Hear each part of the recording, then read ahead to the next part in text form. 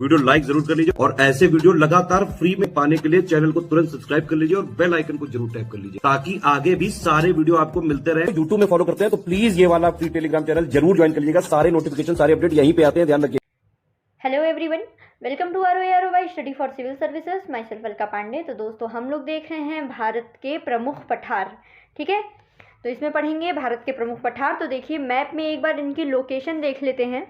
तो ये देखिए, ये है आपका बुंदेलखंड प्लेटू, ठीक। ये रहा आपका ये छोटा नागपुर प्लेटू, यहाँ पे शिलोंग प्लेटू है। ये आपका ये जो है एरिया, ये है आपका दंडकारण्य प्लेटू।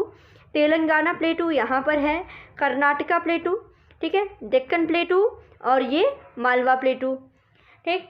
तो ये इनकी लोकेशन है, एक बार मैप में देख लीजिए। फिर आगे देखते हैं पठारों का वर्गीकरण, ठीक। तो इसके बारे में देखते हैं पठारों का वर्गीकरण। तो देखेंगे पठारों का वर्गीकरण। तो सबसे पहले है आपका अंतर्जात बलों से उत्पन्न पठार।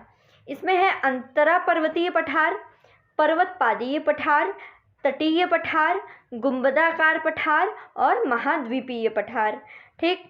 ज्वालामुखी से उत्पन्न पठार, फिर बहिर्जात बलों से उत्पन्न पठार। तो इसमें जलीय पठार, वायव्य पठार, हिमानी पठार और उस्यंत पठार, ठीक।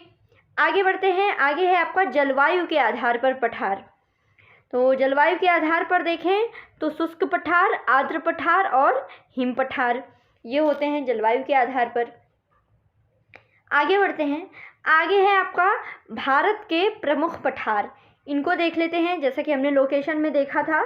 उसके बाद है आपका देखिए छोटा नागपुर का पठार, रांची का पठार, हजारीबाग का पठार, कोडरमा का पठार, मेघालय या शिलांग का पठार, दक्कन का पठार, तेलंगाना का पठार, बुंदेलखंड का पठार, बुंदेलखंड का पठार और मालवा का पठार। ये जो हैं ये आपके भारत के प्रमुख पठार हैं। इनके बारे में देखते हैं थोड़ा सा। तो प्रायद्वीपी भारत की चट्टानों की उत्पत्ति लगभग 3600 मिलियन वर्ष पूर्व हुई थी। याद रखिएगा ये स्टेटमेंट कि प्रायद्वीपी भारत की चट्टानों की उत्पत्ति 3600 मिलियन वर्ष पूर्व। कार्बोनीफेरस युग के पहले यह गोंडवाना लैंड का एक भाग था। हम लोग ने प्लेट टेक्टोनिक में पढ़ा हुआ है कि ठीक है, ये पहले गोंडवाना लैंड का भाग था। उसके बाद है कार्बोनीफेरस युग के दौरान दामोदर, सोन, महानदी और गोदावरी बेसिन में कोयले का निर्माण हुआ, ठीक है, कार्बोनीफेरस युग के बाद। जबकि क्रिस्टेशियस युग के दौरान अत्यधिक ज्वालामुखी उद्गार से दक्कन ट्रैप का निर्माण हुआ। आगे इसमें देखते हैं दक्कन ट्रैप का जो निर्माण था वो लगभग 146 मिलियन वर्ष पूर्व हुआ, ठीक है। ये क्रिस्टेशियन युग में हुआ था ज्वालामुखी उद्गार से। प्रायद्वीपी पठार में चौड़ी छिछली घाटियाँ, गोलाकार पहाड़ियाँ हैं। इस पठार के दो मुख्य भाग हैं प्रायद्वीपी पठार के, एक तो मध्य उच्च भूमि और दूसरा दक्कन का पठार। नर्मदा नदी के उत्तर में मालवा पठार के अधिकतर भागों को मध्य उच्च भूमि के नाम से जाना जाता है, ठीक है। मध्य उच्च भूमि कौन सी है आपकी? नर्मदा नदी के उत्तर में मालवा के पठार के अधिकतर भाग को, और इसके पश्चिम में चौड़ी परंतु पूर्व में संकीर्ण है। ये जो उच्च भूमि है, ये मध्य उच्च भूमि, ये पश्चिम में चौड़ी है परंतु पूर्व में संकीर्ण है। और मध्य उच्च भूमि के पूर्वी विस्तार को स्थानीय रूप से बुंदेलखंड और बघेलखंड के नाम से जाना जाता है, ठीक है। इसका जो पूर्वी विस्तार है वही बुंदेलखंड बघेलखंड के नाम से जाना जाता है। और दामोदर नदी द्वारा अपवाहित छोटा नागपुर पठार मध्य उच्च भूमि का भाग है। यह पठार मुख्यतः झारखंड में छत्तीसगढ़ के उत्तरी भाग, पश्चिम बंगाल के पुरुलिया जिले तक विस्तृत है, ठीक है। और याद रखिएगा बिहार में छोटा नागपुर पठार का विस्तार नहीं है। बिहार में छोटा नागपुर का पठार का विस्तार नहीं है।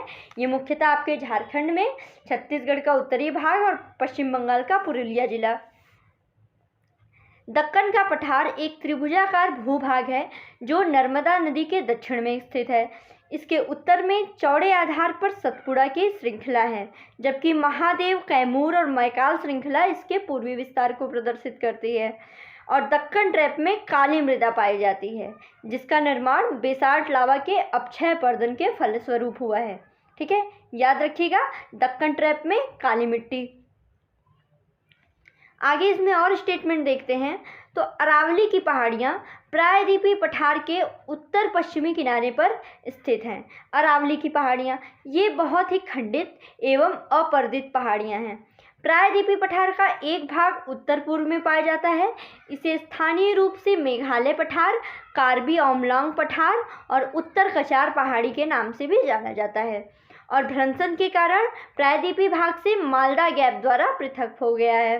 ठीक, और इसी में मेघालय पठार की ही 3 महत्वपूर्ण पहाड़ियाँ हैं, गारो, खासी और जयंतिया। ठीक है, याद रखिएगा, ये वहाँ के ट्राइब्स का भी नाम है, जनजातियों का भी नाम है और पहाड़ियों का भी नाम है, गारो, खासी और जयंतिया। आगे दंडकारण्य क्षेत्र उड़ीसा जिसमें है आपका कोरापुट और कालाहांडी जिला, छत्तीसगढ़ का बस्तर जिला और आंध्र प्रदेश विशाखापत्तनम और श्रीकाकुलम जिलों के लगभग 79 से 90,000 वर्ग किलोमीटर क्षेत्र में फैला हुआ है। ठीक है, धनबाद कोयला खनन औद्योगिक संस्थापन के लिए जाना जाता है। धनबाद में लाल मिट्टी व्यापक क्षेत्र में पाई जाती है जो कृषि के लिए उपयोगी नहीं होती है। कोयला, लोहा, अभ्रक, तांबा इत्यादि पाए जाना जनसंख्या के संकेंद्रण के कारण नहीं हो सकता है। और खड़गपुर पहाड़ियाँ धारवाड़ क्रम की हैं, ये भी याद रखिएगा, जबकि रोहतास पठार विंध्यन क्रम का और उत्तर पश्चिम पहाड़ियाँ तृतीय क्रम की तथा उत्तर गंगा मैदान जो है वो नवीनतम है। ठीक है, तो ये रहा आपका भारत के पठार, उनका वर्गीकरण, उसके बारे में कुछ महत्वपूर्ण तथ्य। तो दोस्तों आज के लिए इतना ही। Thank you so much.